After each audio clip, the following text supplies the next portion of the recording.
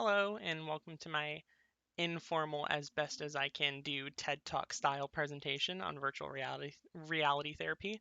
I've actually been interested in this topic for quite a while and used to have the devout mindset that there was little to no negative that could come from using virtual reality equipment for therapy uses. But as I started doing more and more research and kind of understanding from a personal standpoint, how kind of alluring virtual reality really can be. There's actually a lot more dangers to it than I had previously thought. Now, I'm not saying that those dangers and possible consequences and everything outweigh the good that the technology has done, but I do personally believe that there isn't as much concern for the negative that could result as much as there is hype around wanting to incorporate this more on a large scale. So I fully support incorporating virtual reality therapy in a more large scale fashion, but I think it is very important to understand the concern and possibility for consequence, especially centering around some of the same things that we're trying to treat.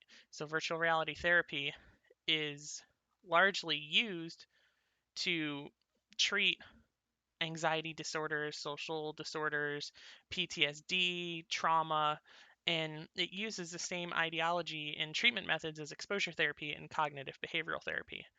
So, exposure therapy is when a patient is repetitively exposed to whatever their trigger is. So, for simple instance, in arachnophobia, somebody that has an extreme fear of spiders, using virtual reality equipment, they would have this repetitive exposure to spiders to the point where they start dissociating those negative and anxietal thoughts to the visual stimulus of a spider.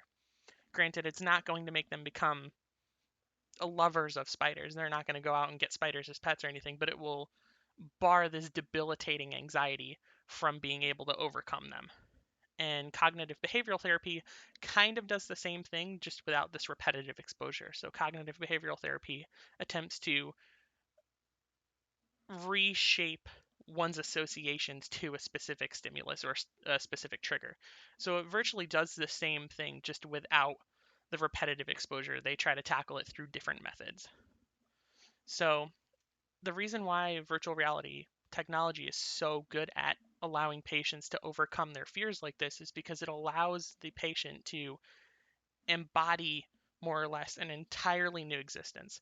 So for an individual whose stimulus or trigger is something that isn't necessarily readily available for them to try and overcome themselves, virtual reality allows them to tackle these issues without putting themselves in imminent danger, without accruing extreme medical expenses and bills.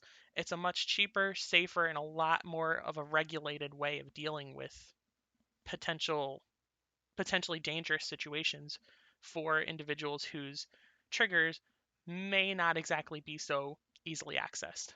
So, VR therapy is most often used treating PTSD patients, and this is a very obvious means of where their trigger isn't accessible on a daily basis. So, veterans that come home from war, medics, combat medics that have uh, anxiety based traumas, they can come home and use this virtual reality equipment to attempt to reconcile some of their demons that are still haunting them from when they had to serve. I have a quick little video, about a minute long, from Colorado Boulder University, to be specific, where they give a little bit of an explanation on how they use VR technology on their campus.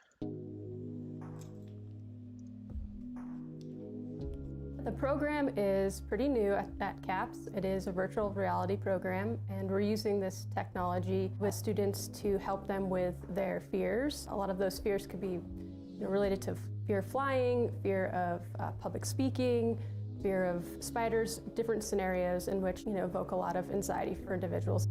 Clinicians have been using this to integrate exposure therapy for a lot of veterans with PTSD. I think it's really exciting that we now have the resources to be able to use it within our counseling center, and so students have access to it as well.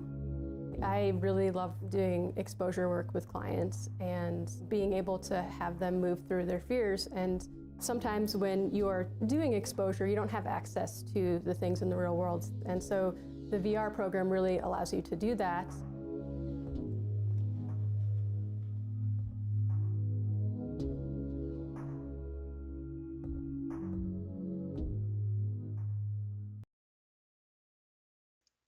So, just like they addressed in that video, as I was speaking about earlier, they recognize the potential to allow students and individuals, anybody that really comes into the counseling center, to address some of their fears that they might not be able to access normally on a daily basis in an attempt to overcome them.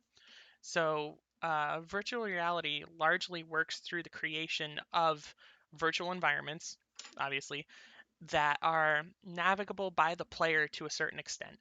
And these environments are crafted with the aim of creating a focus or creating a uh, prioritization around what a specific trigger could possibly be. So typically, once the headset is worn, a camera captures their movement. Not always, but typically, if it involves physical movement, they will have a camera set up similar to like an Xbox Kinect camera, where it's just a simple interface that just tracks movement by displaying a grid on a person's body. And this allows them to more or less physically embody this world because as their body moves in reality, they see their virtual counterpart body moving at the same time. And so, some of the most popular ways to treat, or some of the most popular anxieties to be treated through virtual reality therapy are a fear of heights. There's also, as I stated earlier, arachnophobia. There's programs that actually help people get over a fear of dogs, which I found very interesting that they actually can use virtual reality and in some very limited cases in high-tech areas they use augmented reality, but to help people interact with dogs that have an extreme crippling anxiety towards other dogs. A lot of therapy methods based in virtual reality are centered around social anxiety. And this is where I wanted to bring up one of my major concerns because as we use virtual reality to treat social anxiety and the individuals that are using this technology begin to understand that these virtual environments can be tailored specifically to what they want, this creates almost a dependency on social interaction in a virtual environment that is regulated rather than in the real world. So its aim is to help people develop social skills that can help them throughout their daily basis, professional life, whatever it be. It helps them develop skill sets that are supposed to address their social anxiety. But I believe that it's simultaneously hindering people's social development. It's it's a little difficult to explain the way that I make sense of it, but if you're using this program to try and help people get over their social anxiety and they start to realize that this virtual environment is under their control and they can regulate it, why would they then want to go have social interaction where they can't control what's going on? They would much rather favor the social interaction that they have regulatory control over rather than social interaction that's based on randomness. So I think it creates a almost like a psychological dependency to either maybe not so much be in control, but it creates a psychological dependency on what's favorable to the individual. And that's exactly what this virtual equipment does. It allows them to create whatever scenario they want and whatever they deem pleasurable and enjoyable. But what virtual reality attempts to do is change the perception of the space around them. So when they embody this virtual environment, they are attempting to break the barrier between virtual and reality. And with especially with social anxieties like I just previously mentioned with that program, a lot of these are beginning to do this now. There's VR chat, there's Orbis, there's Rec Room. All of these programs break the mold between virtual and real. And specifically with VR chat and Rec Room, these are massive kind of gatherings, almost like massive multiplayer online games where you're put into a virtual environment with dozens, hundreds, depending on how many people are on, and you just have free reign to do whatever you want. The side of this that I believe is a lot more regulated with less negative aspects is when they use it for physical therapy. Um, I really don't see much detriment or consequence possibility in using it for physical therapy because it's a lot more regulated than regular psychosocial therapy. So, for individuals that suffer from different anxieties and need this as a form of psychosocial treatment, it is regulated, yes, but it is largely encouraged that they do it on their own time, and that's one of the big aspect benefits of it. So, with physical therapy, um, there was a gentleman that gave a TED talk. His name was Cosmin Mihaiou, and I'm sorry that I absolutely butchered that, but he and a couple of his friends are software developers, and they actually put together a program called Mira Rehab, and that after they developed this program, it then became the name of their company. And what they do is they have an interface built similar to that of the one seen in that video where it asks you like how would you rate your fear and everything. Their interface allows people to use virtual reality as more of like a game for their physical therapy treatments because physical therapy isn't normally enjoyable going and sitting in a room and doing exercises that are actually painful because you're having to rebuild muscle mass and tissue and everything. So they use this technology to create games or pleasurable ways of going through your exercises. And these interfaces allow for therapists to actually track a patient's progress remotely. So the workout can be entirely done at home by the patient. And once their workout is complete, it uploads their stats to like a cloud based save system. And the therapist can download their information and see their heart rate during these exercises, number of exercises completed, calories burned per minute, efficacy rate. They can see everything involving the workout and how efficient the workout was done. So, where's this issue that I see? As I explained earlier, most of the issue that I see is with psychosocial treatment for this.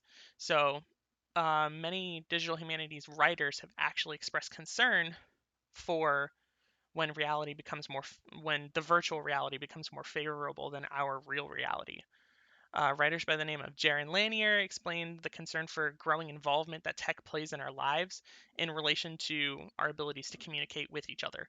And that's exactly how I believe that the social anxiety treatment for virtual reality can be potentially dangerous. And of course, as time progresses, technology is only going to further develop. So there's no real way of telling what the next tech line could be. But we already see how tech has become almost an overwhelming and entirely consuming aspect of our lives. Families, for the most part, can't operate in each other's company without some form of technology. And it's splitting up human interaction. It's making us incapable of interacting with each other. So I believe that technology, as it continues to develop, is going to create this type of barrier between interpersonal communication, and it already more or less has. But as technology further develops, it's only going to get worse. And without the protection of these LED screens in front of our faces, we're not going to be capable of having this natural form of communication that we're supposed to. So, how do we resolve this? Obviously, there isn't a clear cut way. There is no, this is what you have to do, this is how it's solved. It's just, it's something that has to be monitored. And I believe that it's a strong supporting point for virtual reality therapy that the treatments can be done from any location without time constraint, without location restraint, any of that. But it needs to be regulated in some type of way. Without regulation, it's something that can become very addictive.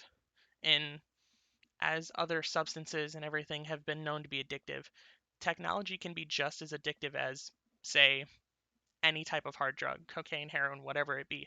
Technology can become just as addictive because the addiction isn't based within the product itself, but the addiction is to the feeling that it gives you. So the addiction is to the high that you get. For virtual reality, the addiction is to always being able to have a pleasurable situation and entirely avoiding things that are unfavorable. And that is, anybody would agree that that's addictive. If you could live life determining every single aspect so that you only live a perfectly enjoyable life, who wouldn't take it? So, I don't know. It's a very slippery slope, but for the majority and for a large part, I just believe that we need a more strict type of regulation on how we allow patients to interact with this technology, or maybe cut back on how realistic we're making them, the amount of control. Maybe the experiences shouldn't be capable of being tailored by the patients, but tailored by the therapist or by the person that is giving the treatment.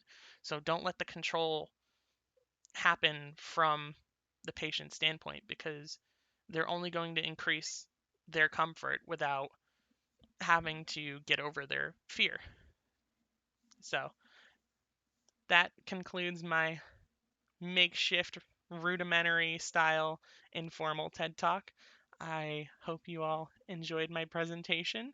If there's any questions or any comments, please feel free to leave them in the end, or in like a little comment underneath if you can, where I post this. I realize I went a little bit over the 10-minute mark, but I'm sorry, I just love talking about this topic. But thank you and have a great day.